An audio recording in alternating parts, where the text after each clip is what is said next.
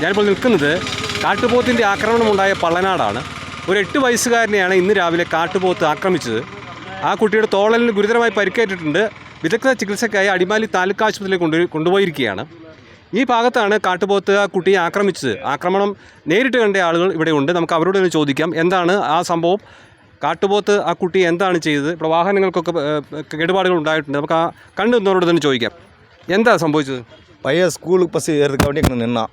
காட்டு மாடு அந்த சைட்லேருந்து வந்த உடனே நான் இங்கிட்டு ரோட்டுக்கு இந்த பக்கம் இருந்துட்டு அந்த வழியாக நான் வேலைக்கு போகிறதுக்காக ரெடியாக நின்னேன். வண்டி ஒதுக்கி போட்டு அங்கே போய் சாவி கொடுத்துட்டு வந்து நிற்க அந்த பஸ்ஸு வந்துருச்சு. ஸ்கூல் பஸ் போன உடனே நான் ரோட்டை கிராஸ் பண்ணதுக்கு வேண்டி நிற்க அங்கேருந்து காட்டு மாடு வந்துருச்சு. வந்தோன்னு 2 பொம்பளையே அந்த பையன் நின்னான். அவனுக்கு ஆட்டோ வரணும், இந்த மடத்து ஸ்கூலுக்கு போகிறதுக்கு ஆட்டோ வரணும். அதுக்காண்டி அவன் வெயிட்டிங் நின்னான். நான் காட்டு மாடை பார்த்தவொடனே மேலே பார்த்தவொடனே இங்கே சவுண்டு விட்டேன். அந்த பையன் இங்கிட்டு ஓடி அந்த மெட்டில் வந்தோன்னே காட்டு மாடு தூக்கி இங்கே நம்ம வண்டிக்கிட்ட வீசிடுச்சு.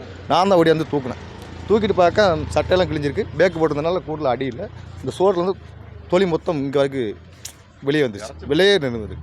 அதுக்கப்புறம் தான் நான் தூக்கிட்டு ஆட்டோக்காரனை கூப்பிட்டு ஆட்டோவில் அனுப்பி விட்டுட்டு அதுக்கப்புறம் தான் வண்டிகளை வண்டியை பார்க்கும்போது அந்த வண்டி இந்த வண்டி நம்ம வண்டிக்கு ஏறி அதுக்கு சாடி அதில் ஓடி தான் போச்சு. ஸ்கூல் வண்டிக்கு அது ஒரு 2 நிமிஷம் முன்னாடினா நிறைய சின்ன குழந்தைகளை நின்றுது, ஒன்றுமே செய்ய முடியாது. நிறைய குழந்தைகளுக்கு அடிபட்டுருக்கும்.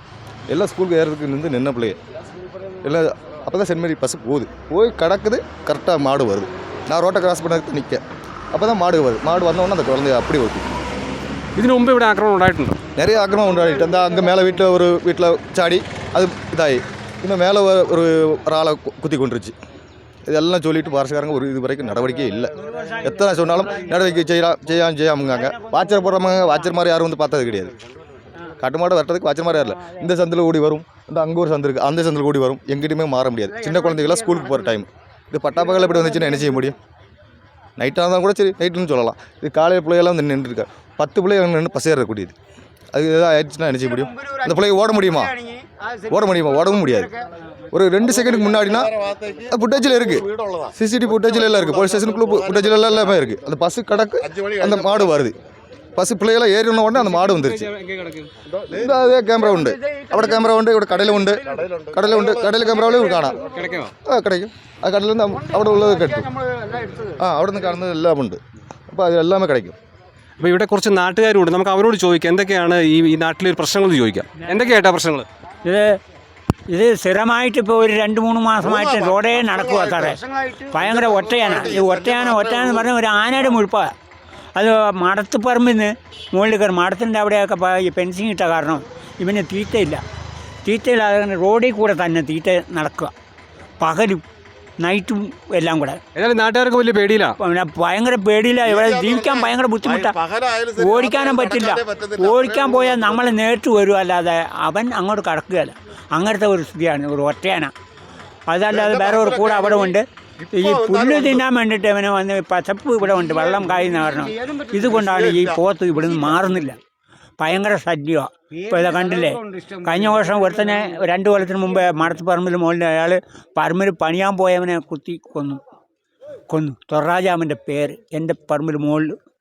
അത് അങ്ങനെ കറങ്ങി ഇങ്ങനെ വന്ന് പിന്നെ അന്ന് പറഞ്ഞ ഫോറസ്റ്റുകാർ അത് കഴിഞ്ഞ് ഈ കഴിഞ്ഞ വർഷം ഒരു മീറ്റിംഗ് വെച്ച് അവർ ഞങ്ങൾ വനത്തോട് ചേർന്ന് ഫെൻസിങ് ഇട്ട് തരാം, അതുവരെ നിങ്ങൾ ശ്രമിക്കുക, ഇനിമേൽ കയറാതെ ഞങ്ങൾ നോക്കിക്കൊള്ളാമെന്ന് ഇങ്ങനെ പറഞ്ഞു. ഒരു മീറ്റിംഗ് വെച്ച് ഫോറസ്റ്റുകാർ വന്ന് മീറ്റി, പോലീസുകാർ എല്ലാവരും വന്ന് പറഞ്ഞ.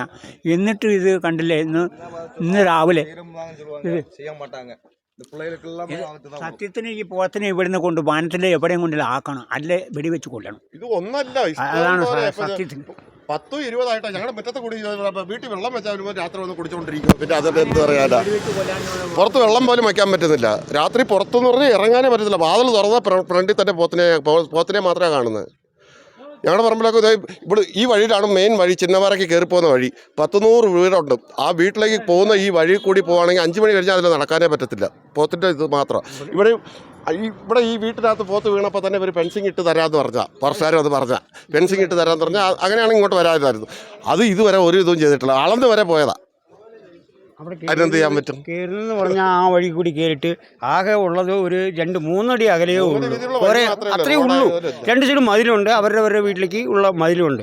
പിന്നെ കുറേ ഇതെന്ന് പറഞ്ഞാൽ മുള്ളുവേലിയുണ്ട്. ഇതും ചാടി നമുക്ക് പാതിരാത്തിലേക്ക് ഇറങ്ങി ഒരു അത്യാവശ്യമായിട്ട് എവിടെയെങ്കിലും പോയിട്ട് കയറി നടക്കണമെന്ന് പറഞ്ഞാൽ പറ്റത്തില്ല. എങ്ങോട്ടും മാറി ഓടും പറ്റില്ല, നമ്മൾ ചാടി പോകാൻ പറ്റത്തില്ല. അത് ഓടുമ്പോൾ നമ്മൾ തിരിച്ചു വരണം. തിരിച്ചു വരുമ്പോൾ അത് പുറകെ വരുവാണെങ്കിൽ നമ്മൾ മരിക്കുകയും ചെയ്യും, ഇടിച്ച് നമ്മളെ കൊല്ലുകയും ചെയ്യും. നാട്ടുകാരുടെ പ്രതികരണങ്ങൾ കേട്ടു. അവരെല്ലാം വലിയ ഭയപ്പാടിലാണ്. ഇവരെല്ലാം കാട്ടുപോത്തിൻ്റെ ആക്രമണ ഭീതിയിലാണ് ഇപ്പോൾ ദിവസങ്ങൾ കഴിച്ചുകൂട്ടുന്നത്. ജീവൻ ഭയന്നാണ് ഇവരെല്ലാം കഴിയുന്നത്. കാരണം ഈ കാട്ടുപോത്ത് വളരെ ആക്രമണകാരിയാണ്.